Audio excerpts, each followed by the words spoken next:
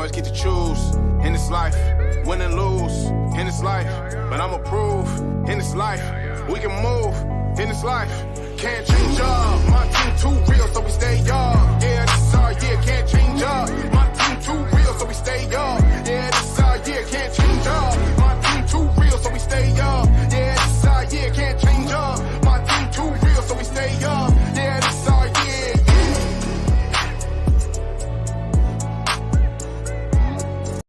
What's up? Episode 3, Season 1 of the best podcast, Diamond State Scouting. How's it going, gentlemen? Good. How you doing, Adrian? I'm excited. I'm fired up for today's episode. I loved episode 2. I have some expectations for today's episode. Glad to be back with my good friends Josh and Bret here to talk about offensive linemen today. Everything going well with you fellas? I mean, I was good until you said expectations. You just raised the bar, you know. High expectations. Just That's put the pressure on, man. Just put the pressure now. It's fine. That's what we do on DSS. High expectations. The hell, man. I'm kind of already like out of it. I'm going on vacation a couple days. I'm going to be like Adrian here soon. That's it, man. Get a little tan. Get fresh. What the hell? You guys leave me out here. What's going on? I feel like I don't get tan. I don't get tan. I just get white. Sorry. We'll hang out, man. Hey, do you at least burn? I burn very well. Burn very well. That's awesome. That's awesome. I had such a good time last time. Looking forward to today's conversation. The group chat leading up to this has been fantastic. A little spoiler alert about what's got to be coming in the future is what I call Willis Watch. I was interested in an earlier conversation today where my good friend Josh saying, hey, Malik Willis is the guy, man. He's the QB to watch. And Bret, not so fast, my friend.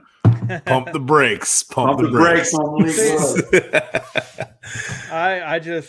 I turned my Twitter. I put out like a month ago, like this is a Twitter stan account for Malik Willis. This guy is great. I'm telling you. I mean, you have on Miami Dolphins side, you have like Tua stan. I'm a Malik stan. Yeah, those guys.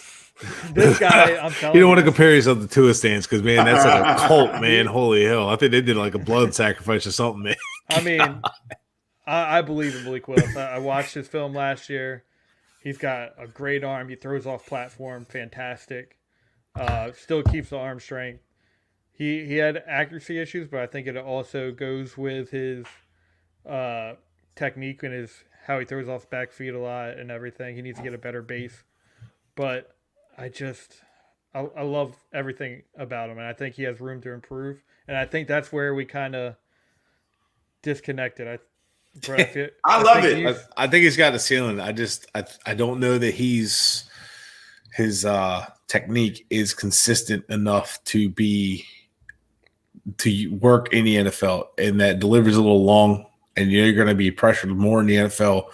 So I don't know if that delivery works, and can he adjust that delivery in the NFL to compensate for the rush and compensate for getting the ball off and accurate. So the way he has to move his lower body to throw an accurate pass works for him, and he can duplicate that, which brings consistency.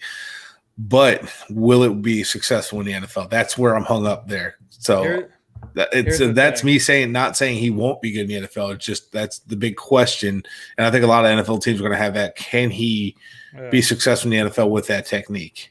There's a quarterback that made it into the NFL that went undrafted that had a elongated motion, and he turned out to have one of the fastest motions that we've seen in a little bit. Tony Romo, he worked on his craft. If he's willing to work on his craft. I mean, I think Malik Willis can do it. Well, it kind of reminds me of Byron Leftwich throwing the ball. I question if you watch, because has he reached his peak in quarterback for what the college level coaches want him to reach? So what I've talked to people, some believe yes. But is it the college coaches or right? So NFL coaching bring him farther? No, something you got to remember: NFL coaches are arrogant in a sense. They believe in their abilities. You know what I mean? So they believe they can bring somebody along. Mm-hmm.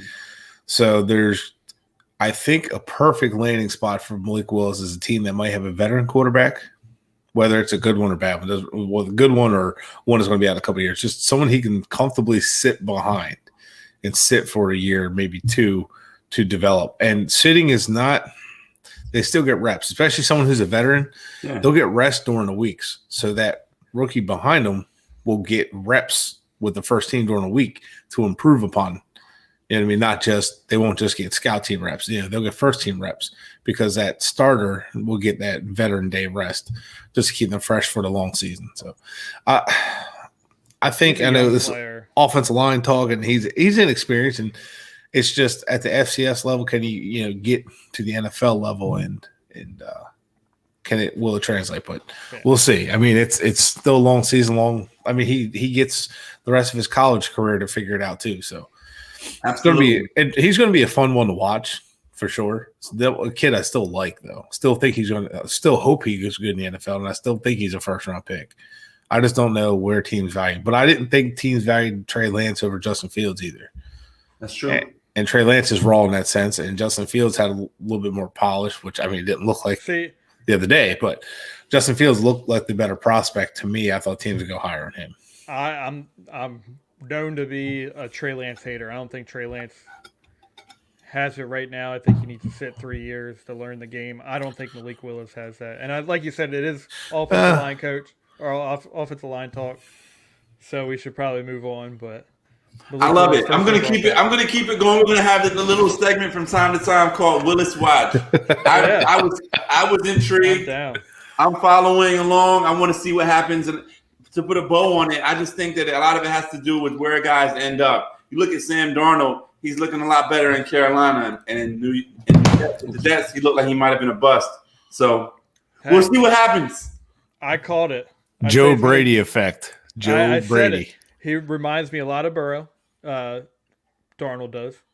And I think I said it as soon as he got there. The best situation for Sam Darnold. Well, look what Teddy Bridgewater did with Joe Brady. So he had a record-breaking year with Joe Burrow. He comes from the Sean Payton School of quarterbacks, simplify the offense. Mm-hmm. Look what he did at LSU. Look what he did, the first year in Carolina with Teddy Bridgewater. Look what he's doing with Sam Darnold. That dude's going to get a head coach job here soon. That's what I was about to say. How long until he gets a head coach? Yeah. You can develop a quarterback, and he's actually has a track record of developing quarterbacks, unlike Adam Gase, speaking of Sam Darnold. So, just saying, that dude – We're going to treat this like the Beer and Sports podcast. We're not allowed to say Adam Gase's name on this show. So I'm going to deserve our time. Just so y'all are aware, I'm definitely a Joe Brady stan, so I'll be pumping his name out a lot. I like it. Joe Brady, yeah. I like it. Love me some Joe Brady. Well, man, I'm so excited about the Willis Watch. But today's episode, we're going to go ahead and talk about offensive linemen. And that's exciting in itself because, I mean, hey, look at Justin Fields last week. You can be so pumped up for a QB, but unless the offensive line is really there to protect him and do the things that they're meant to do, then, I mean, the QB, he's kind of he's handicapped. So with that being said, our first segment, we want to talk about some of the teams in the NFL right now that we believe could use some significant help along the offensive line with this upcoming draft. We're going to begin with my good friend Brett's beloved Miami Dolphins squad. Are they protecting Tua? Are they protecting Deshaun Watson? What's happening? It doesn't really matter who they're protecting. The offensive line has to get better. I've said it, the play calling has to get better. The one way to protect your offensive line is better play calling.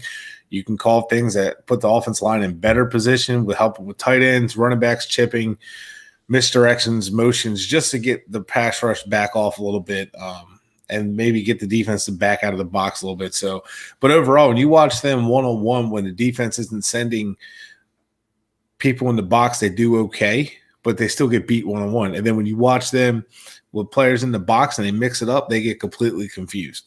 So, I mean, and they got guys out of position. In my opinion, I think Robert Hunt's a tackle, and they got Liam Eichenberg playing right tackle, but he's played left tackle in college. So Josh thinks he needs to go left guard. I think he needs to be a left tackle, but either way, he needs to be probably more to the left side. Dieter finally found his home at center, but they got so many guys out of position. I think basically, and their left tackle, Austin Jackson, he's not playing up the standard. So I think the Dolphins really could use anything to really infuse an offensive line with talent. And I think you can go any direction with his tackle, guard, center, doesn't really matter to really infuse that line. I think all 5 positions should be open for competition. That's the way I look at it. When I evaluated Liam Eichenberg, I saw him as a guard. I think he could play left guard or left tackle, but I see him as a better fit at guard. And then as well, there's some players in this draft that would fit in, and we're going to talk about one of them, fit in that left tackle spot very greatly.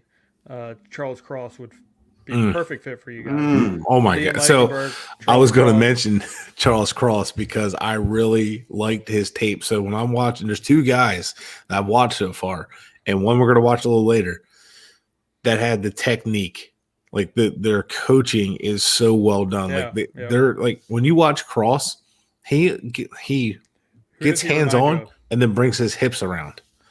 I actually couldn't even think of a comparison, but I thought like a guy like DeBrickashaw Ferguson because how smooth he is around in the hips. Here's the thing. But who did we compare last year to Brickashaw Ferguson? The kid out of USC. Well, no, or was Virginia, Tech or Virginia? Darrisaw. It was Darrisaw who we compared to. Yeah. That was wild. So Darrisaw, I think he's very similar to him. He's a pure left tackle. And he just doesn't make a mistake, and he anchors well, even though we're going to get into it later. Eichenberg. And I also – how has Jesse Davis played right tackle for you guys? Yeah, he's played right tackle. He's played right guard. He's played left guard. He's played everywhere. But Jesse Davis gets a lot of heat, but he's the only one with the veteran offensive line, with veteran savvy in the offensive line. Yeah. And there's some things that were blamed on him that weren't his fault because the offensive coordinator, for some reason, think dual read setups for the tackles is a good idea when they're not being sent multiple defenders in the box. So that doesn't make sense, but it's happening a lot. I don't think your offensive line is far off. No, I don't think so either. But I think a left tackle would help, and I really do think if you're trying to get Liam Eichenberg to be an all-pro player, you're going to put him at left guard and have him. See, a lot of people say it because of his length, but so far at tackle, he's been pretty damn good. And when he had to step into left tackle, he did pretty good. I think he can play tackle, but I think he would be all pro. I think he has Zach Martin. Yeah. Not Zach Martin, but I think he's like Brandon Scherf. There you go. I think he plays a lot like Scherf. He's got the same size. He's got the power, and he's strong at the point of attack. But then if you were to kick Hunt back to tackle, leaves a guard opening, or you can have a right tackle. You can draft another tackle. But like Cross, when I watched his tape, I was just so in awe with his technique. Like he looked like he was so well coached. And that guy, to me, without watching a lot, like everybody's enthralled with Evan Neal. And I get it. He's got good size. He moves well for his size. He's powerful, and he isn't pushed back. I like Evan Neal. But I think that Cross is just, he should be up there with the top tackles in this draft. He has the best technique out of some of the guys I even saw last year. So I fell for like Elijah Vera Tucker's tape last year, and Cross fell for it. No, like I fell in love with this tape. Like I fell in love with this tape. No. I was about to come across this computer. No, I love Vera Tucker. I mean, I hate Vera Tucker now wearing that jet green, but and Mekhi Becton, but whatever. It's neither here nor there. But no, like watching Cross, man, that was really impressive. Just watching how well he's coached, and then he got Tyler Linderbaum from Iowa, the center. We were just talking about him before the show, and that technique. The way he gets his head in front, brings the hips around, walls off the defender, the way he moves in space and gets to the second level, and he's a good run blocker. Like you said, he's a road grader. I still don't think necessarily he's a road grader. That might just be the terminology I wouldn't use, but he's powerful. What would you consider a road grader? Someone who's constantly putting people on their back, someone who's like blowing defenders up, but he wins with technique more than he does power. But he has power. So don't take that wrong. Yeah. He has power, but he wins with technique. So if he's playing against a defender that's stronger than him at the point of attack, he'll beat him with technique. See, I consider a road grader someone that pushes someone back in the run game that plays with a tenacity. All right, yeah. Then that's in your definition, yeah, because he does play with some tenacity because he wants to take your head off, which I love seeing. because the center is the heartbeat of the offensive line. But I think the big thing in that is someone that pushes someone back, and you don't necessarily have to put them on their back all the time. But I think as long as you're pushing them in the run game, like your guy you just mentioned, Neal, and I've have an issue with Alabama coach. I don't really consider him a road grader either. But I think he could be. Oh no, he definitely could be. He should be. Yeah, but he doesn't win with power a lot. He wins with his length more than anything. I think his that's size. an Alabama coach thing. Yeah. Well, they don't have to hold. They don't have to block very long. They mirror their players rather than. Yeah. Especially the pass game, they don't have to block very long because the pass game stretches that defense so much. Ball's out quick. Interesting stuff. Then we're speaking about the Dolphins. I'm gonna turn it a little bit because you guys are getting a little bit into the player breakdown as well. So I want to keep it going with another team, the Chicago Bears. Just mentioning them. Justin Fields spent a lot of time on his back. He was under duress. I know we had a little conversation before it started about Jason Peters maybe getting a little bit of undue criticism for his performance with Myles Garrett. I'm gonna throw that out there to you guys to discuss their offensive line. So I think I agree with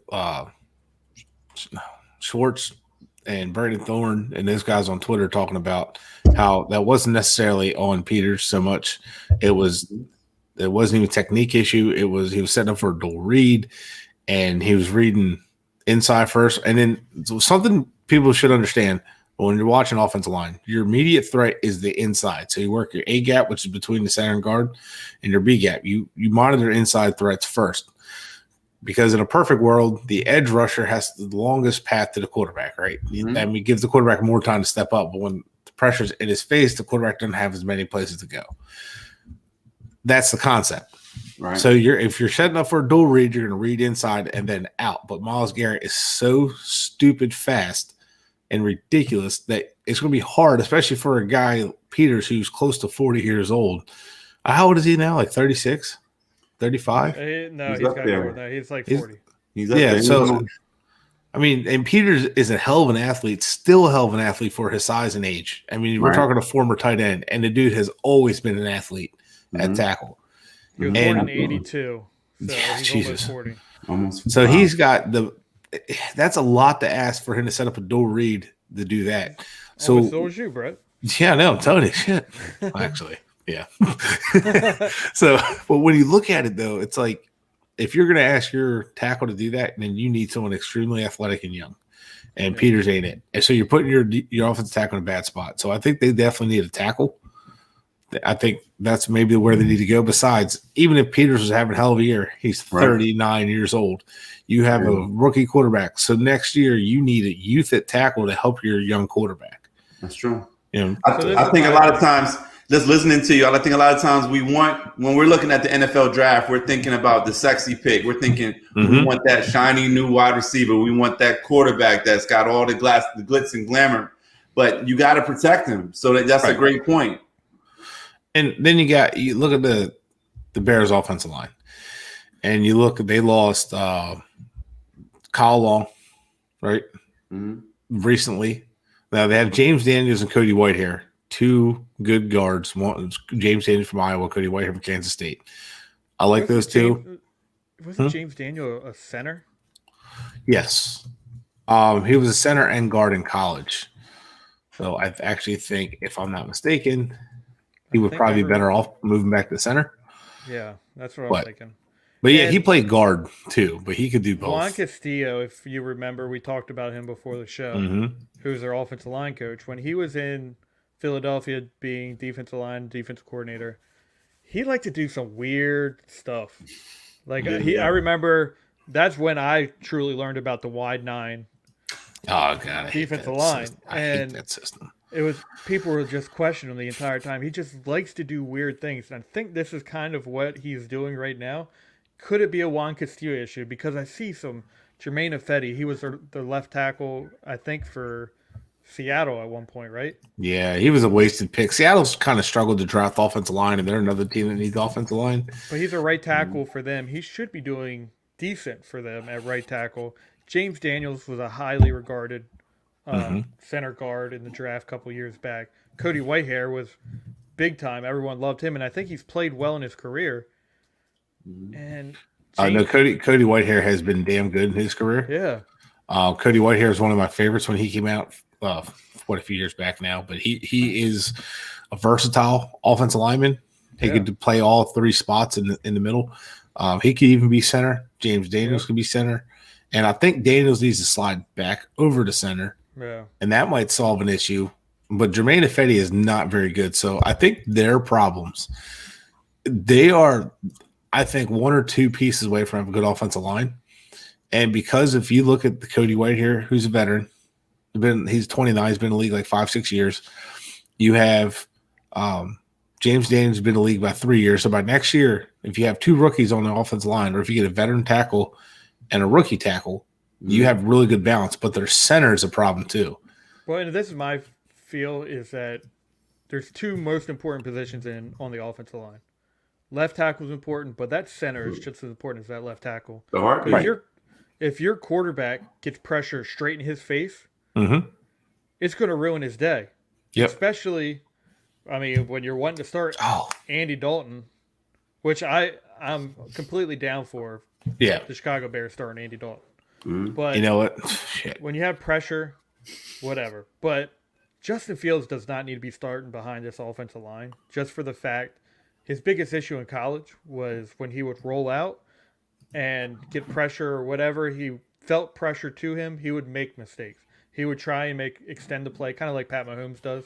He would extend the play, and then that's where he would make his mistakes. And I think it was last game you saw Pat Mahomes get some pressure on him, try to extend the play, and then he threw that pick. That happens to a lot of players. Justin Fields, that's his biggest knock, and I don't hate the knock.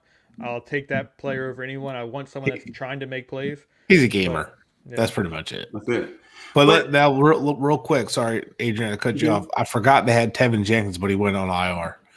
And he was the meanest, nastiest tackle in this draft. I still don't know how to feel about Tevin Jenkins. Yeah, but they do have a potential starter with Tevin Jenkins there, even at right tackle. Yeah. But they still would need, my opinion, I think, honestly, since they have Tevin Jenkins, that Sam Mustipher is in his 2nd year at center from Notre Dame. I don't really watch him much, but honestly, get a left tackle or right tackle, doesn't matter. Get another offensive tackle, and you can really help this offensive line. Yeah, if I'm them, I'm putting Cody Whitehair at center. Left guard, left tackle. I think Cody Whitehair there, he's mean. He can be nasty, but he's very head smart, and he could be the leader of that offensive line. So I really like that idea. And then you can kick over, leave Daniels at guard, and then draft or sign another guard. Like Scherf, bring him in. Or you could look at guard in the draft, which is what we're here to talk about. And you can get someone like Cade Mays, who you like at tackle, who I think is probably better at tackle, but you can bring him in at guard. You could look at Josh Sills from Oklahoma State. So there's a lot of options there. They can go with Zion Johnson from Boston College, who I like. Luke Matthews, he's got the bloodline. But Zion Johnson from Boston College, I really like. I was actually watching Lindstrom and him. That was pretty fun to watch. Is Luke Matthews going to get drafted? I don't know. He has not played. The guy. He has not played football. Not played much. And he's a backup right now, correct? I think so. Yeah. So it sucks because I remember when he was younger, and I put him on our list of players to watch earlier last week. And I remember everyone was like, this Luke Matthews kid, he's going to be the best Matthews out there. And he's not even starting. It's tough. You put that kind of pressure on people. Yep. Happens. Yeah. There's one other team I wanted to bring up from our conversation prior to the show. I know a lot of people are a fan of this team, the black and yellow Pittsburgh Steelers. You mentioned them as being a team that could possibly need offensive line help. I know they just got Najee Harris. They they definitely are nearing the end of the line with Ben Roethlisberger. What do you think about their offensive line? I think it needs work. Yeah, I think it needs a lot of work. That's why they're struggling. I think Pittsburgh has really done a good job of coaching what they've had on the offensive line. Mm-hmm. Their system has really worked for years. I know it's a new system now with Matt Canada, but Ben Roethlisberger is getting older. He can't improvise. He can't move the pocket. He can't do what he used to do that made the offensive line kind of like a moot point. I still think he makes it better than it is, but you could tell in the run game, you could tell where Najee Harris fighting for every yard. I mean, offensive line definitely needs work. When they're trying to get Najee Harris into the passing game, you know that that has an offensive line issue. And they've lost some players. Like, they've lost Villanueva. They've lost what's it they lose? Pouncey, their center, retired. True. That's they lost. Who was the Stanford right guard that they had? Andrews. Was it David Andrews? No, it wasn't David Andrews. Let's see. We'll move on. I'll look it up. They have Trey Turner right now playing. He's okay. They have Kendrick Green at center. They have Kevin Dotson, Dan Moore at tackle, Chukwuma Okorafor. I mean, not only are they like lackluster names, so to speak, but these guys have kind of been journeymen on the offensive line. David DeCastro, that's what I'm thinking. David DeCastro, yep, that's the guy. And they had Roman Foster too, a veteran. Roman Foster left too. Yep. Kendrick Green, the center they drafted out of Illinois. Now I do think he has potential. Yeah. Ironic that he wears 53 at center, but I do like him. Now Kevin Dotson, I believe, was moved to tackle or moved the guard from tackle. But he's in his second year Pitt, and he started as a rookie last year or the year before. If I look at this offensive line names, I'm looking, I'm like, oh, there's Trey Turner. And then I'm looking, I'm like, I think I've heard Joe Haig before. Like, they have like a backup, BJ Finney, who is like a solid backup. But yeah, it's just like Kevin Green is a rookie who I like. Rookies on this offensive line. And that hurts. Yep. I mean, inexperience hurts, but at the same time, a veteran quarterback helps them get better. So how much better can they be? So for them, it's a lot about coaching and developing too. So that's another thing to keep an eye on. Are we watching the downward spiral of this? Of Ben Roethlisberger? Steelers offensive roster. Because, one, you're either going after which is Aaron Rodgers, or you're going to keep Mason Rudolph, who, I don't know about you, but whenever I see Mason Rudolph, he just looks awful. He's not the guy. Dwayne Haskins, who he has a big arm, but whenever he throws the ball, he overthrows, which I personally feel like is the worst. But now I feel like he's been – how can I say it right?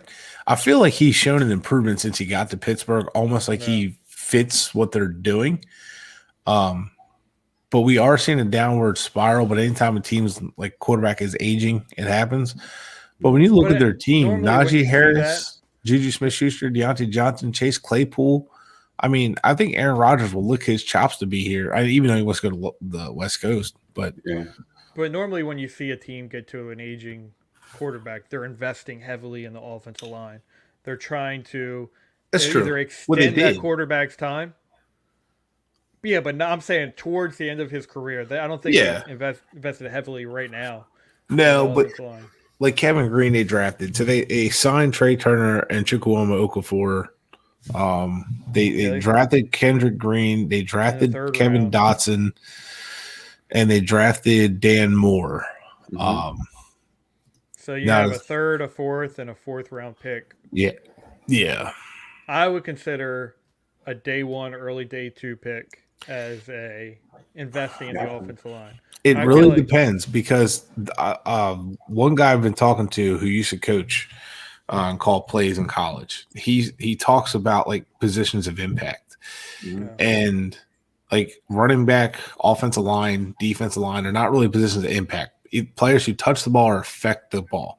So pass rushers, corners, wide receivers, and quarterbacks, those are like your big impact positions. However, if you have guys that are like hard to miss, can't miss guys like an offensive tackle that's like really good, you draft them. But Steelers do a lot of that impact players, and they do a lot of like value because of where they draft, and they do a good job of drafting, but they never really focus on need. If you never notice what the Steelers draft, you're like, well, they didn't really need that. Why'd they draft that? It's because they don't always focus on need.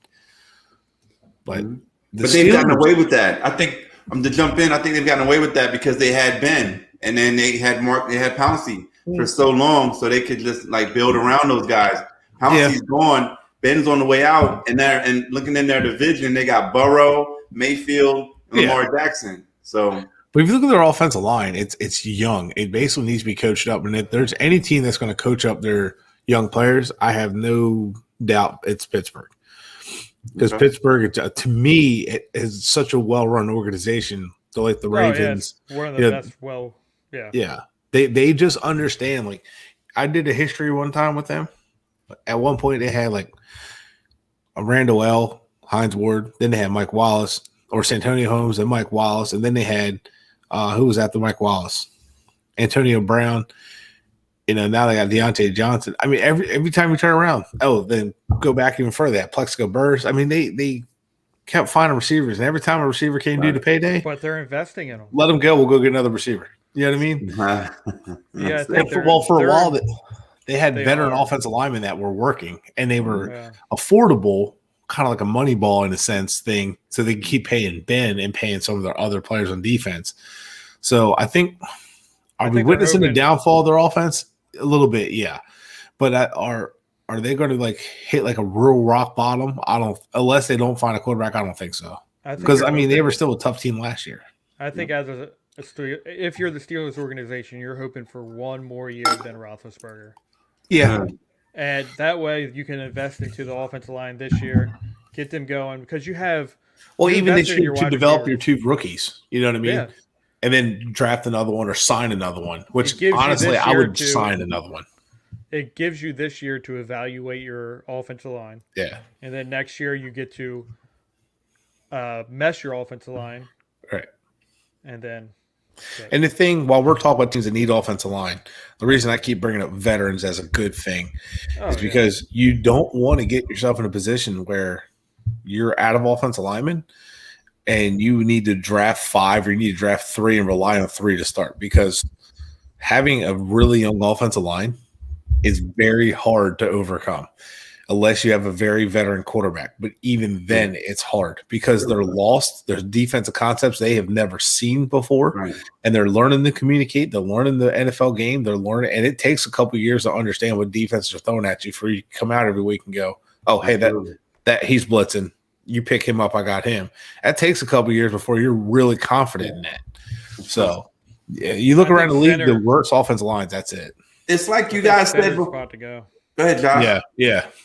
I think center, if you're going to get a veteran, if you can get a good one, you're looking at that center position. Yeah. I mean, Jason Kelsey's a free agent, Ryan Jansen. Perfect example. Look at Josh is going to kill me for this. Look what happened to Dallas's offensive line. Oh yeah, 100%. When their center went out. I always put Dallas on this list because we need a center. Yeah, when was it Ferguson, right? I'm gonna hate myself. Travis Frederick. Yeah. So when Frederick went out with injury or that was sick or whatever, Dallas' offensive line looked in shambles. They were lost. And it was communication issues. They didn't lose their talent, it was communication issues. Still looks bad. Right. So what Josh is saying, I 100% agree with. If you need a veteran at any position, I think it's center and tackle. But yeah. I love it. So you guys want to get into some of these prospects? We got some great prospects you guys chatted about. Definitely interested in to talk about the teams, but let's talk about some of these guys coming up in this draft. One guy you have mentioned at the top of the list is Logan Bruce. Surprise, Wisconsin. Surprise! There's an Iowa and a Wisconsin guy we're going to talk about. Could anybody imagine? I feel like you have to go there immediately if you're going to talk. You got to begin there, right? Yeah, you have to. It's like if you're going to talk about tackle or tight ends, you're going to have to go to Iowa. Yeah, go to Notre Dame. Man, Iowa's been like a school of tight ends. In offensive line, I think another one that we haven't talked about much this year is Notre Dame. They usually have a prospect, but this year not so much. This year, I think they're like they have a gap. Down year. They lost their offensive line coach. Mm-hmm. I mean, Jared Patterson, I watched a little bit, but not enough to really have an opinion on him yet. Yeah. But Logan Bruss, I think he's going to be an offensive guard at the next level. He's a 3-star out of footwork high school. Okay. 6'5", 320. He struggles to play to the edge. His feet aren't quick enough. He doesn't protect the edge in the pass game. He's a right tackle at Wisconsin. If we didn't mention that. Yeah. He needs to work better on engaging defenders and using better balance off the snap at contact. Looked better at guard in 2020, anchored well in pass protection, but still needs to learn to use his hands better and engage with defenders. Liked how he picked up stunts multiple times. He's a smart player. I did notice that. There's one thing that I really appreciate in an offensive lineman is when you're able to pick up stunts. That's a big thing in college that teams try and do to confuse college linemen. Mm-hmm. And he flawlessly picked them up. He pushed players. It was beautiful. That's kind of what I was talking about before, where usually it's a veteran thing that knows how to do it. It's just from experience. But sometimes you get guys coming from the NFL that just understand it. Yeah, because they're so well coached there. Yeah. Them and Notre Dame. Those two, you get a rookie from one of those two schools, and they understand protections. Yeah, I think he's a guard, but I hate seeing teams that they push players out to tackle because they need it. I think their offensive line, because it's been an issue for them. I think if you put him at guard, your offensive line is so much better right now. See, I'm kind of indifferent. So I think I everything you said with his vision to see and pick up stunts is fantastic, but I'm a little indifferent. Like, I think he can play tackle in the NFL. I think he can also play guard. There are definitely going to be teams that are going to want him to play guard, because I think from watching him, it almost looks like he has short arms. So, and a lot of teams like him to be inside. So. If I can, hold up. Can I share? No, I'm not going to share the screen. I have short arms in 2020 film against the Michigan game. One of my notes, short arms, not very athletic, plays with heavy feet. But see, it looks like he has short arms, but you look at him at right tackle. Sorry to cut you off. And you see he's got arm length, but there's some guys don't play with that length. But sometimes that's just technique and keeping a strong base. But so I don't know if he has length issues when he measures, they might move him to guard, because some guys just won't give another guy a chance at tackle because of guard, or because of short arms, they'll move him to guard. I think he does have the movement. The footwork bothers me, heavy feet bothers me. But it's not the worst feet I've seen so far this year. But I think he does have the ability to play. I think he just needs to work on technique to play tackle on the outside. But one thing I did love about him when I watched him at tackle was he doesn't get beat inside. He actually holds strong inside. That's actually harder. That sounds worse than it is, because a lot of times the tackle get beat across his face, and it's hard to protect inside because you're moving out. Mm-hmm. So it's hard to step back and take care of inside, but he does a really good job of not getting beat inside. When defenders try to stunt back across, he does a good job of holding strong and knocking them down. I watched it a couple times where there was a couple plays the defender started work back inside across his face because he saw the gap, and he walled him off and nailed him down against the guard. That was actually a really nice, veteran play that you'd expect from a long-term veteran. So that was actually heads up. I think he's an intelligent offensive lineman. I think what we're seeing when we're seeing short arms, I don't think he engages well with defenders right now. He needs to learn how to use his arms better. But at right tackle, I just don't see it. I think at tackle, he has to work on his hand placement too. Well, I think his footwork is he's too slow. I think he is catching up to offensive line or defenders more times than he is actually getting in front of them. If he could actually get fast enough in his kick step and get back, I think he could be great. But I don't think he's got the speed. Yeah, I'd say I can see a lot of people going to guard, but I do think in the NFL, I think he's definitely a starter day one. The intelligence is okay. Yeah, his on. You can see the intelligence on film, and I've watched Wisconsin offensive linemen. And you see, they're a smart player, they're well coached. But with him, I see a guy who's just intelligent. You can see it just with the way he plays. He's very heads up. And it kind of reminds me, he doesn't play at the same level of Quentin Nelson. On film, Quentin Nelson was very intelligent. And I think Bruss has that same kind of intelligence. Yeah, he's not the mauler that Quentin Nelson is, because he doesn't really maul players, but you can see that he possibly could. But he has a good technique. He does have good technique. He's well coached too. So excellent. Good guy. Good guy. Another guy we got here listed is Evan Neal, coming from the SEC, Alabama. So he's literally the big name. He's the guy. He's literally the big name. What is he, like 6'7"?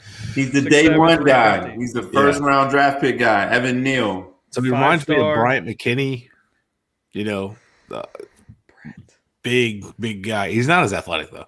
But like when you look at him, you're like, oh, it looks like Bryant McKinney. But he doesn't play. We just talked about this earlier. He doesn't play with as much power as you expect. Right. But he's so big. It's almost like when a defensive lineman really doesn't have to do much. He's just offensive lineman can't move him. Mm-hmm. It's kind of that way with him. Like he just moves guys, but guys really can't get through him at that level. But he moves well for his size. Although I think he moved better at right tackle than left. Mm. But I think he's better right tackle than left tackle. Maybe because he's more comfortable. Because that is a transition, stepping with your right first and stepping with your left. So I can understand. He hasn't had a consistent year to get comfortable at a position. He's played right guard, he's played right tackle, he's played left tackle. And NFL teams will love that, but a lot of times NFL teams will dial you into one position, learn that. Wouldn't surprise me if he moves the guard in the NFL. Yeah. And it's kind of like, was it Andrew Boone that played for the 49ers? Aaron Boone? Mm-hmm. Yeah, so kind of would be kind of like him, like a taller than normal guard at 6'7", a bigger than normal guard in that sense, but really could play that role well, and then maybe transition out to tackle later. Who was the Arizona Cardinals left tackle guard, big guy? Like he played for the Cowboys for a little bit. Arizona Cardinals tackle. Is he there now? No, it was like 10 years ago. Oh, Leonard Davis. Oh yeah. Oh shit, I forgot he played for the Cardinals. Yep. Oh no, I can see that. I think a good comparison. I think Evan Neal has a huge. I mean, his base is huge. The man's all lower half. I mean, he's a big man. So we're talking a top 10 pick with this guy. A lot of people want to say he is.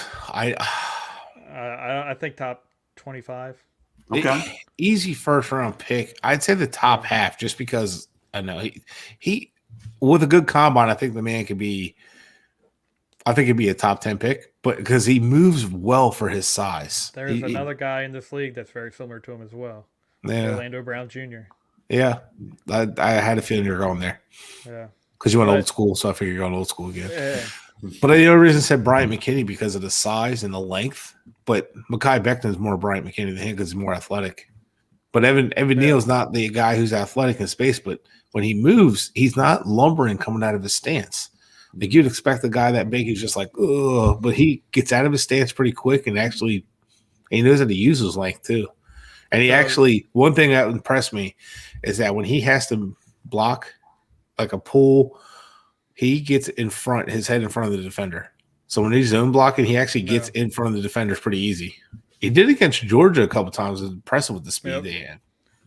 I was really impressed with that. I have it in here. I watched 2020 film. I didn't take notes on my 2021 film, but I put it in my head. Good movement for his size. Doesn't over lumber. Just a thick base. Nice kick step. Would like to see it be a little more consistent.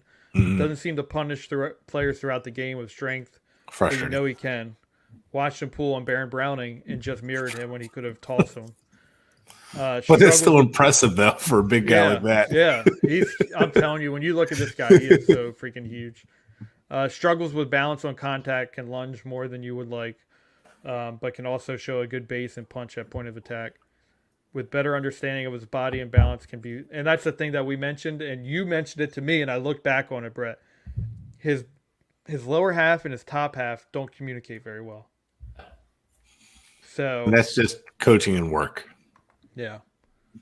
And then can get beat on the inside with slow get off against speed rushers, struggles against speed rushers on the outside, slow get into his spot, but uses arm length well to keep defenders away. See, now, did you take that note at right tackle or left tackle? Right tackle. Okay, good. Because I saw the same thing, and I haven't got to watch him much this year, but a couple plays, a couple games. Yeah. So didn't really get to watch a whole lot with him at left tackle this year. but I noticed the same thing at left tackle. Then I saw it at right tackle. I'm like, maybe that's why I mentioned guard too, because maybe he's just not. Maybe it's either technique. His feet aren't all that slow for a big guy. I just feel like maybe it's technique. If he can learn how to step, because his gait is really wide, so he might be able to beat them with the gait. Yeah, it's just I don't know. I saw a potential guard, but I really want to let him fail at tackle first. Yeah, Trent Brown kind of thing. Yeah, I would really like to see let him fail there because he does have that size and that athletic ability. But if we're being honest, these offenses, they get the ball out quick. So I think he's done. I think he might be okay. That might save him. But yeah, I'm with you. Let him fail at tackle. I think he's got the talent. Let him fail at tackle. Then you decide where to move the guard. If he's not exactly where he is and you don't see it there, slide him in. Don't ruin him. Exactly. Don't rush him. Yeah. Don't rush him. But I think you give him a chance at tackle. Maybe not left. Maybe give him a chance at right. But he's right tackle. Played all over. He's played all over the league or all over the line. So NFL teams are going to love that. I love that, the fact that he can move around. I think I put in our group chat that he has potential to be a top right tackle in this league. Yeah, I think so too. And right tackle value is going up. So yeah. Tevin Jenkins went in the first round. He was right tackle. So, I mean, right tackle value is really going up. That's important. Jedrick Wills. Jedrick Wills is a right tackle. Now he's playing left. So, go ahead, Adrian. No, I was saying as many teams as we're noticing need help, then you're going to see a lot more offensive linemen going in the first round, like this guy we have coming up, Charles Cross out of Mississippi State. Oh yes, I mentioned him a little bit earlier with the Miami Dolphins. Yes. So I'm really excited about him. He's got such good technique, damn good technique. Of the guys we mentioned, he's head smart. He moves really well. So my big gripe with him is he's not much in the run game. So he's not bowling people over. He has good technique in run game. It could be better. He doesn't always get his head in front. Doesn't always get hands on. He's not overly aggressive. Sometimes he lets off the run block a little earlier than he should. But when he's on. And he has good ability to get to the second level. Where he needs to get a little better in that relation is when he has to block alignment first and then get to the second level. He needs to hold his block just a little bit longer before he gets to the second level, because sometimes he's almost like barely setting the block, gets to the second level, then his first guy was making the tackle. So and honestly, if offensive lineman can't get to the second level, the running back can do his job there and make a miss. But I'd rather my running back get 4 or 5 yards, get tackled by a linebacker that the lineman couldn't get to, than lose a yard or two but getting tackled by the linebacker or lineman at the line of scrimmage. So, but other than that, I mean, he's got the technique and strength. It's just a matter of putting it together as a run blocker. But man, is he a fantastic pass blocker? Good hand placement, good movement, slides so smooth in his kick step, and balances really well and recovers well. I've watched him get pushed back and recover and seat the defender, the pass rusher, back off of him. It was a pretty good pickup too. I really like that, because he was losing the reps, but was able to reset his hands, set the pass rusher back, and he lost all of his momentum. Quarterback had time for an incomplete pass because it was a terrible throw. So we talked about D'Brickashaw Ferguson, Christian Darrisaw. Someone else that he reminded me of from when he was in college, Tyron Smith. Yeah. He looked a little thin. Long. Yeah. He looks like he has some long arms. Yeah, he does. He uses them too. Yes. Good athlete. Plays with good hands. Would like to see him have a better punch, but he's adequate at it. Lower and top half work well together. Doesn't lunge, put him in bad positions. Need to add strength, weight to lower half, because that's where I did have an issue with him. You could see he's a little light in the pants. Yeah. So it had an issue with anchoring. There's some times where he got pushed back, and he needs to create a better base. Pure left tackle, very similar to Christian Darrisaw in 2020 draft. Smart. He picks up stunts and twists well. Picks him up with ease. Left tackle looks easy to him. And that's we talked about Christian Darrisaw. We were like, this guy might be the best left tackle in this draft. Position awareness. I watched. Have you watched any 2021 film of him? No, I didn't get to watch this year's film. All I could find was 20 right now. So I watched some NC That's all I State film. have. Yeah, I watched some NC State film from this year, and his positional awareness is amazing. Like you watch him and he's blocking someone, and then he'll see someone corner of his eye, go pick that up. I love seeing that. Delay blitzes he picks up, no problem. And it looks like he added a little base. I have him as a first-round prospect with room to improve, high floor. I think he's close to kind of what his ceiling's going to be. That's how good he is right now. Yeah. I think he has room to improve, but I think he's almost close to a ceiling. See, he actually had a few plays like that that you mentioned from this year. He had a couple plays like that on tape, and it was the first game I watched of him. And it's like, all right, I can't wait to watch more of this kid, because it was the first couple plays in, and he's making heads up play. I'm like, all right, well, that's usually something you don't see from a young offensive lineman. But you're right, he definitely is smaller in frame than you like to see. He's probably about 300 pounds, 305, I'm guessing. They have him 310. I don't think he is. No, and he's like, what, 6'5", 6'6". So he's lean. Yeah. And you're right, he does have long arms. I think maybe in his run blocking, that's where he can get better. But he moves so well in space and gets to the second level, which is great in this league. And he has pretty good stamina too. So I think you just need to get him stronger.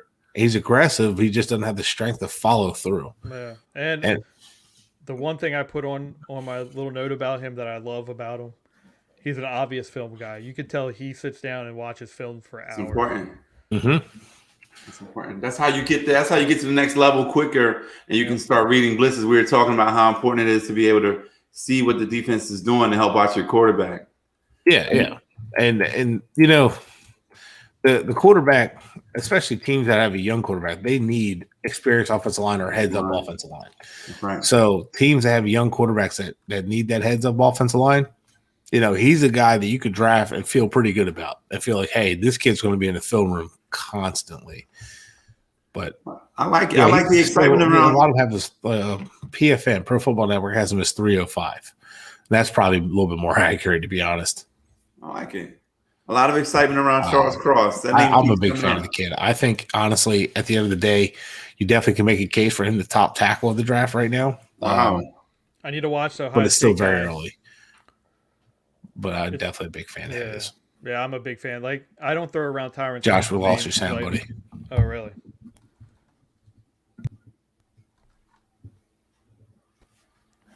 Can you hear me now? I can hear you. So I don't throw around Tyron Smith's name lightly. But I think he has Tyron Smith like potential.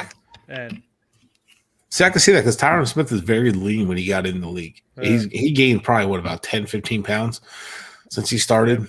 He's 320 now, but 285. Yeah, he was light. 285. Yeah. But a freak athlete, like you can't coach.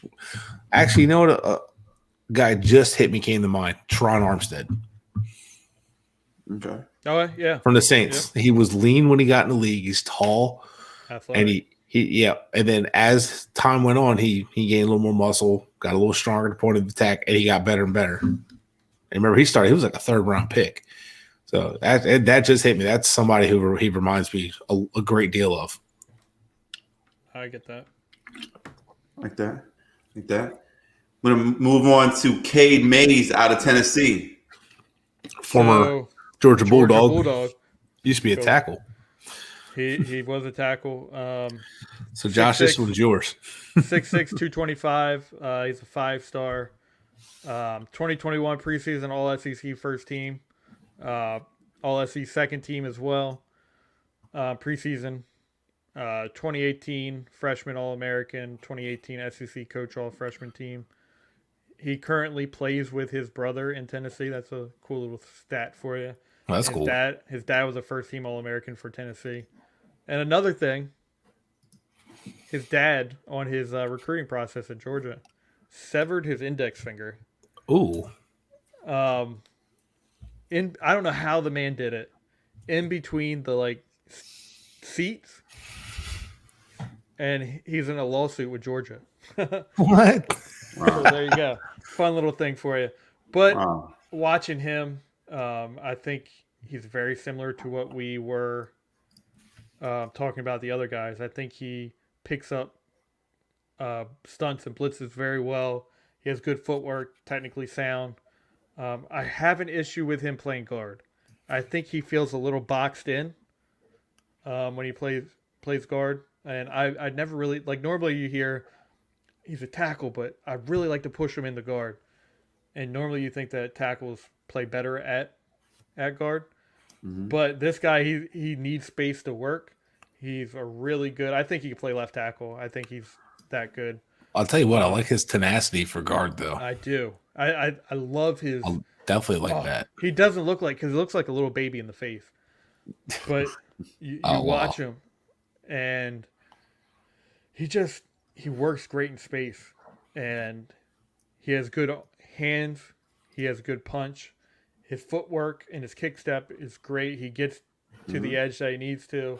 Run game is his best thing, I think. Especially the issue with guard was the run game. He got off balance, but when you give him a little space, he gets to the second level.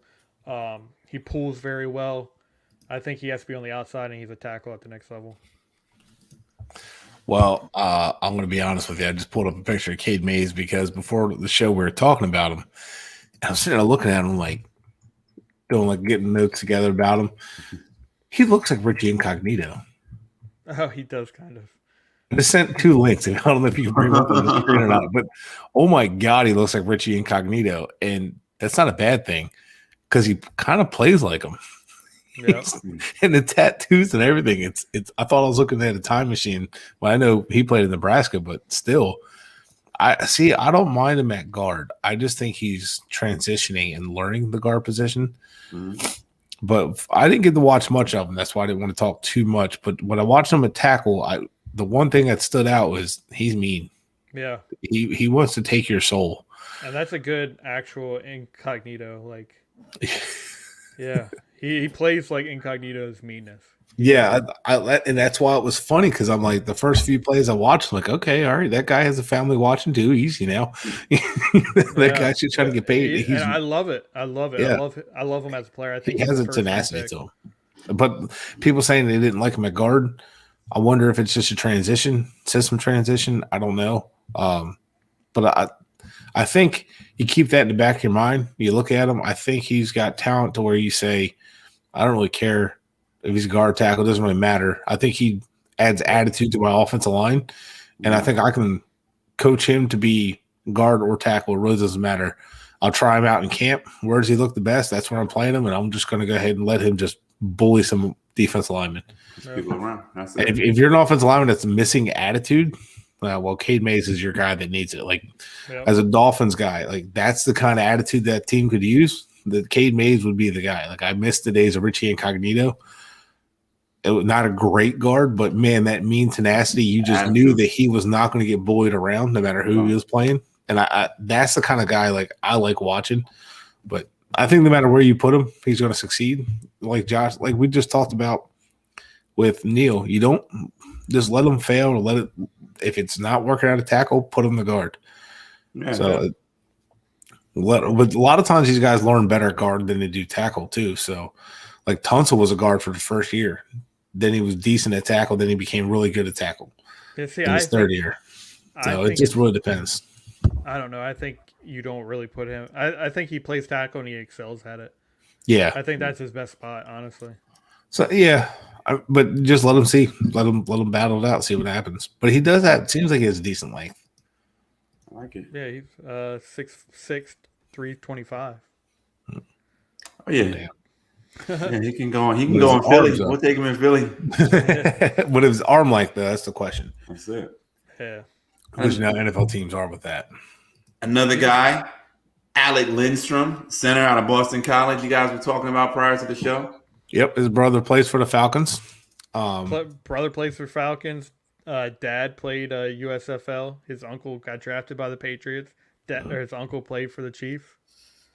Brother of oh man, what's his brother's name? Chris Winston. Thank you. And of course, Mike Mayock was a big fan of his. But I actually watched his brother's tape, and I was a fan of how he played. He played with some tenacity.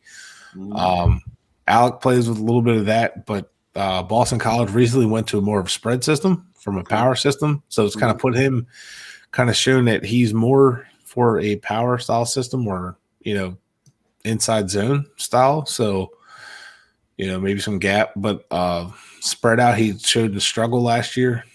This year it looked pretty decent against Virginia Tech that I got to watch. But there's definitely potential to work with. I still think he's one of the better centers. But I definitely think he's got potential. He's got the bloodlines. The thing is, I think he's paved his own way for himself. I think he's shown that he can do it. And at 6'3", 298, he plays bigger than that, but he's got the mentality. He's got the mental aspect down, and he's the leader of that offensive line. You could tell he's out calling the plays and all that, calling the blocks, calling the protections, calling the defense out. So I really like what I see from him. Not as much as the next guy we're going to talk about, though. Oh, yeah. So Alec Lindstrom, he's a graduate student. He should have been, I believe, a junior or senior this year. Yeah. So he should have came out last year, but he was a redshirt senior, I think. Well, he's already graduated. He took his injury season, and I think he finished 2 years of college. Yep. So smart guy, obviously. I feel like if you go to Boston College, you should kind of be a little smart. I think it's a good school. He's a 2-star out of high school. He's last year his Remington Award watch list, all ACC first team. My issue with him was I saw him get pushed back constantly in the pass game. Yeah, I don't want to see that at my center. And I agree with you. I think he could be a late day 2, early day 3 prospect. Okay. And that's just eyeball test. I haven't done a full report on him, but he's somebody that you can work with. I think you get him anchoring better because that was his big issue. He doesn't anchor very well, using his hands very well. But you get that going. I think you have a player that could be kind of similar. Who's the Detroit Lions center right now? Got drafted a couple years back. Ragnow? Is it no that is that No, Frank Ragnow? Yeah, it's Frank Ragnow. He was at Arkansas. I think he's kind of a similar prospect to him. Ragnow's was a little more polished, but I think he has the potential to be that. And I think Ragnow's one of the best centers in the league right now. Yeah, he is. Doesn't get talked about because he plays well for Detroit. But and another fun fact about Alec Lindstrom, he has a podcast called "Listen Up, My Dudes." Actually, didn't know that. Yeah. So one thing I wrote down about him, and his brother was only drafted a couple years ago. So his brother was drafted in 19. Yeah. So, but the one thing I wrote about him that I was not a huge fan of after watching the tape is, what do you do with him? What system does he fit in? That was a big problem. So you watch him; he does pretty good in man blocking and gap scheme when he can just power run, and he gets. I don't even want to say he bowls people over, but he moves people off the ball enough. But then he struggles to move in space, so you can't put him in like a heavy zone rushing offense. Like outside zone. What kind of offense does he fit in? That becomes a big question in my opinion. So that's something I was kind of debating. Like, is that somebody I would draft, and what kind of system would I be running? Would he work? Especially like Josh is saying, like he struggles to anchor and pass pro. So you would figure maybe he's good in space, but he's not great in space. So you're thinking like, well, basically, if I can't run a gap system or inside heavy zone system, then what can I do with him? So that becomes a big question. It's important. Well, seems like we're at the point where we're going to talk about our guy today. We got a little bit of film on this guy. We began with Wisconsin. It's only right to end with Iowa, as they're crushing Maryland right now. So this guy's actually on field right now. We're keeping an eye on his own game. We're talking about Tyler Linderbaum. Number 65 at center, by the way. So if you're watching the game tonight, you can turn it on and watch him too. If you're watching ESPN tonight, you're watching Iowa versus Maryland, number 65, Tyler Linderbaum. Oh. So yeah, I like the guy. I think he's got tenacity. He anchors well at center, which he just did against Maryland just now. I personally feel the most important thing in a center, yes, they need to be able to run block, but you need to be able to anchor well in the pass game. That's the biggest thing you can do as a center. And I think he anchors very well. He's a mean player. I don't know. I think snapping the ball might be the most important part, but obviously. You're not playing center if you can't do that. That's right.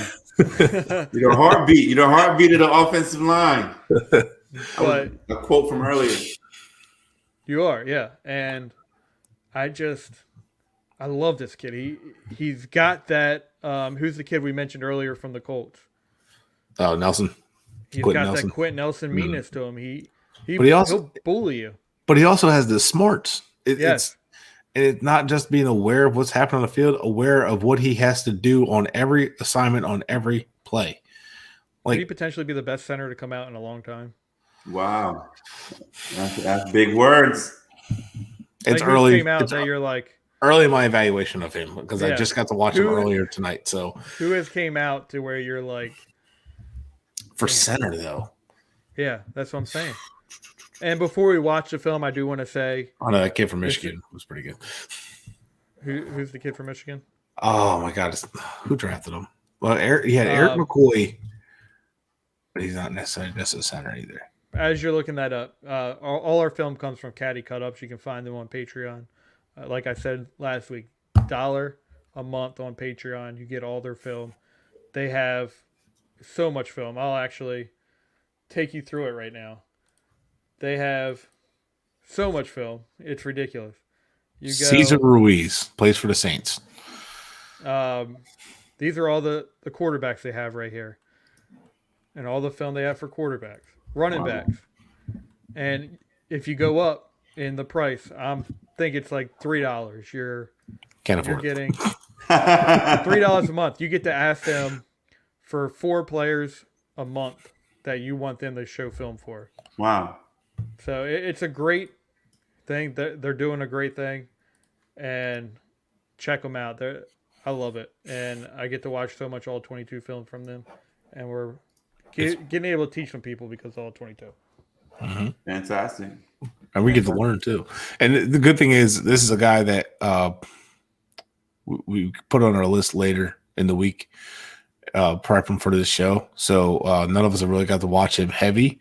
So but we did get to watch him, which is why we're excited about him. So it's fun that we get to watch this all together. And what I'm excited definitely see each other's more reactions. I'm super excited about this. I can now mark up. Oh my God. You're going to boom here, boom here. I wish I had a better job, Madden. Okay, so let's start the film. Chris, here's a guy. Yeah, and here's a guy. So we're looking at him right here. Obvious center, 65. Oh, I just watched this play.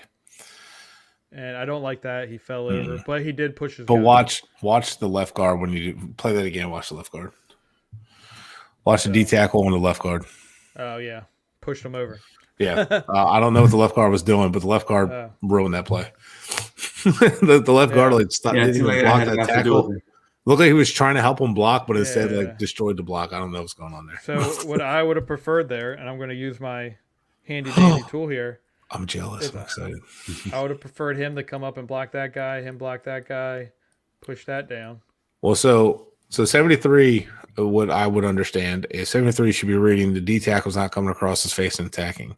But it looks like he tries to double team instead, but he should have tried to get in front of 46 here. So this is what I want to do. You get a steal here, and boom, take it down. In the alley. No, but 73 should have reached to the linebacker because he should have came up. He should have read the tackle. Tackle's not coming across his face. We're right there. Boom.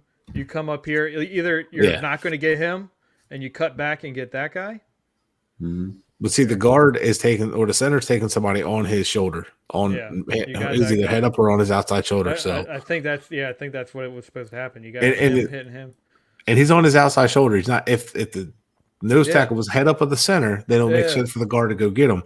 But he's on the outside shoulder, so it's going to be almost impossible for that guard to even think about it. So he should have went to the linebacker. Is this a receiver coming out here too?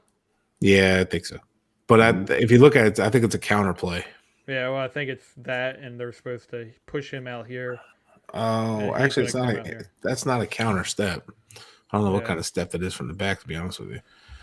But so if it's a counter step, he's not very square to the line of scrimmage because you're supposed to stay square. I think what's happening here is that right tackle is going to push him out. He's going to push him out, and he's going to come up and what is this? That's the nose. Yeah. So he's shaded over. 1-2 hole. That's the A gap. One. You called the one. Yeah. So, I think that's what was supposed to happen. But as you see here, left guard messes up, makes him look bad on film. Mm-hmm. Now 10 did a good job of cutting back because the lane wasn't there. But you're gonna watching this game, you're gonna see a lot of 10 missing the wide open run lane. So don't hold the lack of success from the run game on the offensive line here. Obvious center here. Got motion. Motion to tight end. Now watch, that didn't look all that impressive, but it is. Watch the nose tackles or the tackles on come across on a stunt and watch him pick it up. Yeah, so he's coming out of 61's outside shoulder. Yeah. Now that should be, look how big that boy is. The 5? Yeah, no. Is that the 5 technique? No, that would be a 5 because he's inside the guard and tackle. So he's in 5 technique here. You got someone playing the 1. Yeah, that's the 1. Because 0 would be head up at the center. Yeah. So you got a 5-1. That's a weird. And then you got a bunch of linebackers. It's a Rex Ryan defense that Jim Leonard runs. So if you go back, watch it again. That D tackle has a lot of momentum coming at the guard or the center. And if you notice, and he anchors and holds it. I'm gonna pull it up again. I'm gonna use this like John Madden. So if you notice watching this play, he's looking over here. He's scanning. Yep, he pulls here and then picks that up. Now watch it again. Now he's gonna scan it. He's gonna see it, and he sees it at the corner of his eye. He's keeping an eye on it. He knows it's coming. Positional awareness. And 73 helps him. Now he gets pushed back a little bit. Now a lot of people, he got pushed back. Well, that D tackle got running start, but he was able to. But look how he recovered. The pocket. No, but look how he recovered. He anchored right back. That's impressive. Starting right there. Let's see where he ends up. That is functional strength. A yard back, yard and a half back. Mm-hmm. That's functional strength to recover. Yeah. You're going to get pushed back, especially when the guy's running at you. So we got basically a 3-4 defense. You got a 0 nose here, 2-5, and then 4 linebackers. Now this is the one I think I got frustrated to left. No, not this play. The running back actually did a really good job of cutting that one up. But watch that lane. That lane's there, center and guard, double team there. Now he tries to get off earlier to get the backer, but the backer just read the play and comes back behind. Watch 65. He tries to come off, get the backer that's in that gap, because that would go back real quick and pause as they start to scroll just a little bit. Keep going just a little bit more. Stop. So you see the backer to the, was it 57? Okay. Right. Yep. So you see him. Now look at 65's head. Yep. He's looking straight at the backer. So he knows 73 is coming in to help him, right? Mm-hmm. So he knows he's got guard help coming in. He has the chance to leave that block if needed and block 57 from getting that lane. Now the running back has a free lane. You see that? This is a multiple lane run. I forgot what they call that, but it's allowed for cutbacks. So the running back can kind of pick which lane was there. I'm going to play it at half speed real quick. Mm-hmm. Now see, the lane starts getting clogged there. 65. The D tackle does a good job of keeping Linderbaum from getting off. Really good job of D tackle there. But the cutback lane was there. so he didn't need to get to him. But that's what he was trying to do there. That's why it looked like he gave up on the block at the end. But he was trying to get to the linebacker to open that lane because it's almost like an option run. You know what I mean? But do you know what I like at the end of this play? I'm going to put it back to normal. Goes and gets a piece of somebody standing around. Yep. I love that. He plays to the whistle. Yeah, I love it. He goes and he's like, nope, I'm going to pull you off. 90-70 trying to get another piece of like, now get out of here. Established dominance. I love that in offensive line. I saw it. I knew exactly what you're going to say. Now look at that. Great. Yep, look at that. That's exactly what he's designed to do. Now he couldn't get his head in front. Right? Yeah. He couldn't get his head in front. Whatever. He's on his outside shoulder. Because he still blocks him. This play is designed to everyone push their guy this way. And then it's going to be a cutback where he's going to probably counter, right? Yeah, it's basically like a counter, a backside counter, but it's basically to try to get the defense flowing in the opposite direction. But watch him.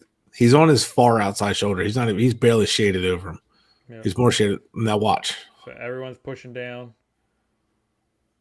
Gets in front. Gets on the side and blocks him. Takes him 10 yards off the ball. I think he kind of molly at that point, you know? Yeah, I mean, technique, man. That tackle is bigger than him, and he's still pushing him. Look how low he stays, too. Look. Yep. And he doesn't try to fight the D tackle's momentum. He just carries it. If we saw a wide view of that play, he's still fighting with him right now. I guarantee you that. Probably. And that's what I love about this guy. Yeah, he's so far, him and Cross are my favorites to watch. Yeah. Technique is just there. I like Cade Mays as well. But well on that. Watch this. Now, I just watched another guy who brought this up. His name's Draft Brian. Pretty good tape on there. Yeah. He pointed out something I missed when I first saw this, and I really liked it. Look, all right, so this is really nice. Go back just a smidge. Go back like a second. It goes 5 seconds. Oh, that's fine. So play it and watch. Stop. Look at him right now. He's trying to get in front, right? Yeah. He's pulling at this point. Now play it further. You're going to see him swing that left hip around and square and wall it off. It's a beautiful look at that. Walls off. Running back misses the lane a little bit, but it wasn't much of a lane. It wasn't his fault, that's for sure. Yeah, no, he walled off the tackle. He runs with the tackle step for step and then walls it off. And you know how hard that is? You're running with him. You know how easy it is for a D tackle to kind of plow you over while you're trying to get over? So he flips it quick. That defensive lineman is trying to take the shortest angle. Mm-hmm. And he's trying to push him out at the same time as getting in front of him. Yep. So he's trying to extend his angle as much as possible, but then also try and find a way to get ahead of him so he can flip his hips. Yeah. And get in front of that. And the fact that he's running with that D tackle, he's quick.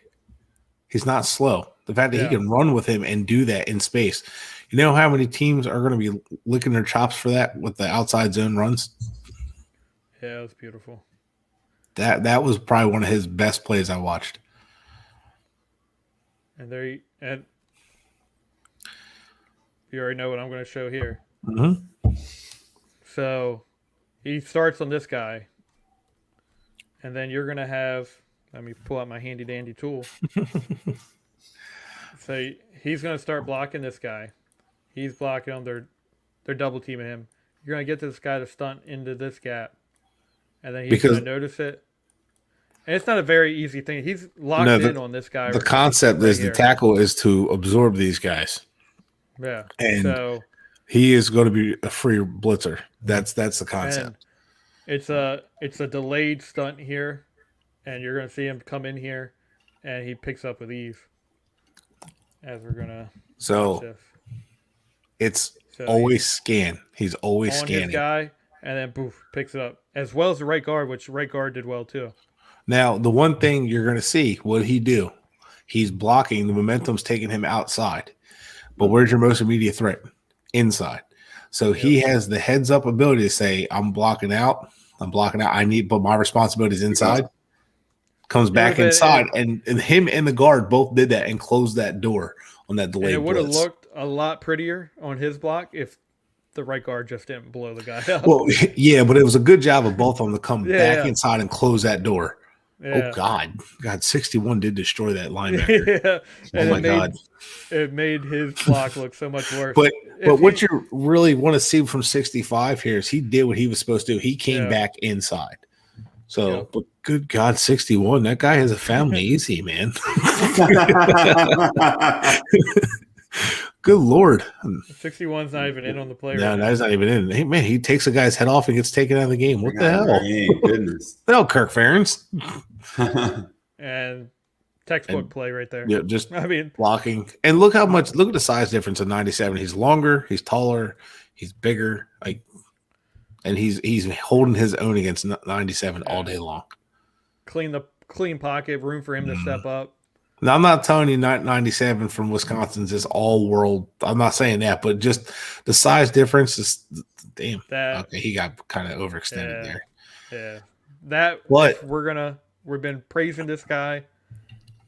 he wasn't perfect there. But but it feels kind of nitpicky because the play's going away anyway. Yeah, exactly. But you do that against Aaron Donald. Yeah, you whiff like that against Aaron Donald, that's a sack. So, you know what I mean? Because he's so stupid fast. Yep. So yeah. Now look at that. Look at that. And he's still hold on. Was he running? He's still working at the end. Look at hold it. Working. Now I'm going to run with him. But look at this. He stays with it, and look at the active feet. Watch his feet. They don't stop moving. Look active. Yep. And he's mirroring. That looked like the drill that they run at the Senior Bowl. The Jim Nagy always posts. The one-on-ones. There we go. He's a senior, right? Oh, perfect. Zone or screen. I love that.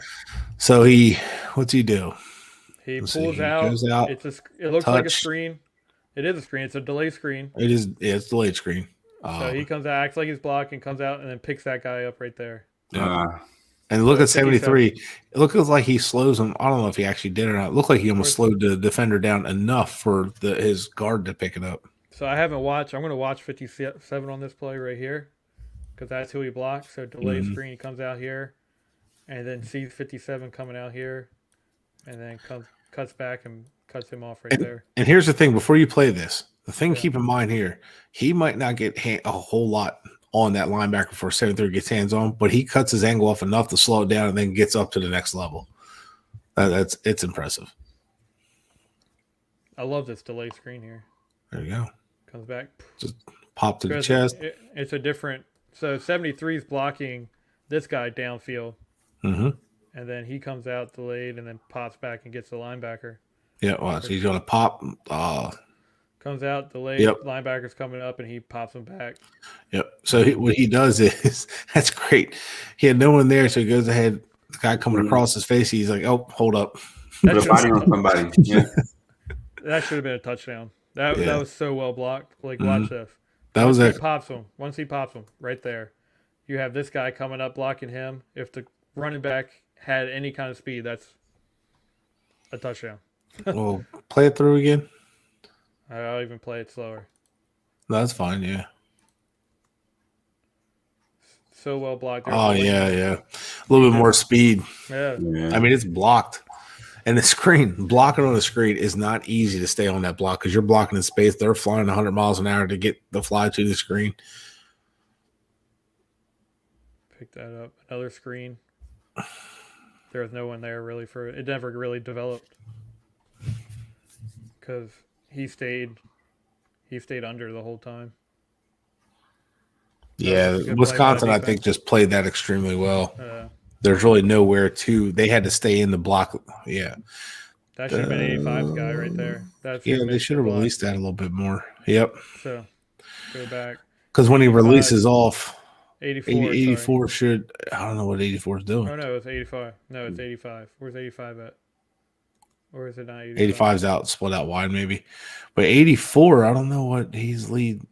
What is it, a play action screen? They're running the screen off play action, and I don't like it. Look, this is our guy right here. No. Look, that's our guy. So no, that doesn't matter. Look, it's bad play design. Look at 77. He can't get out there to block that corner.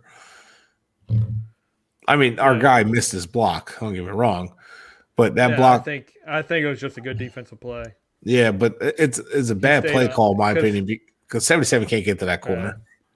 He should have had a linebacker or another wide receiver out here to block that corner.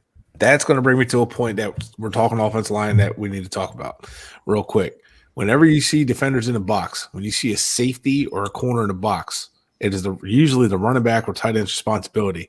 Whenever you watch that, it's offensive line and blitz pickup. Think big on big. So the offensive lineman should not be matched up against a corner or safety very often at all.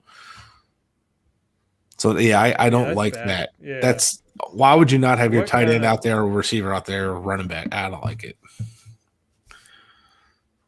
It could be bad. I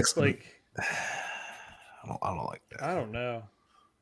You should at least had a wide receiver in the slot that came out here, like running back in the wing. I mean, what are you going to do with that? Yeah. That corner's right. The lineman's not getting out to that corner. Plus, you're running it off of play action, so I don't know if what you're expecting. That corner's not going to come off the line of scrimmage. That's the issue. 84 should have never looked like he was lead blocking. Yeah. That's why I don't like screens. 84 should have came out here and blocked as well. Yeah, a screen off of play action, I'm not a big fan of. He should have came out, picked up that guy, and then left one guy for him to beat. No, I'm not a fan of that one.